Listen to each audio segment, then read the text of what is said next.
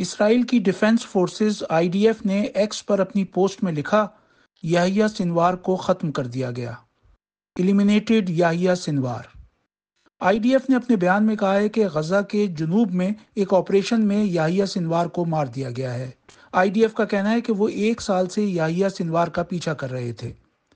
یحییٰ سنوار کو اگست میں اسماعیل ہنیہ کی ہلاکت کے بعد حماس کا سربراہ مقرر کیا گیا تھا۔ اس سے پہلے وہ غزہ میں 2017 سے حماس کے لیڈر تھے۔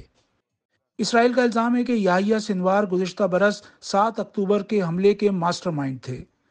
اس وقت وہ اسرائیل کو سب سے زیادہ مطلوب افراد میں سر فہرست تھے۔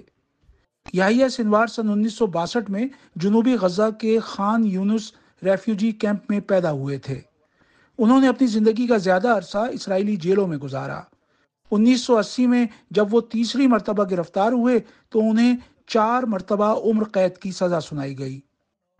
یحییٰ سنوار ان 1000 سے زیادہ فلسطینی اور اسرائیلی عرب قیدیوں میں شامل تھے جنہیں 2011 میں گیلاد شالت کے بدلے میں رہا کیا گیا تھا۔ گیلاد شالت وہ اسرائیلی فوجی تھے جو 5 سال سے حماس کی قید میں تھے۔ یحییٰ سنوار نے سن 1980 کی دہائی میں حماس کی سیکیورٹی سروس قائم کی جس کا نام مجد رکھا گیا تھا۔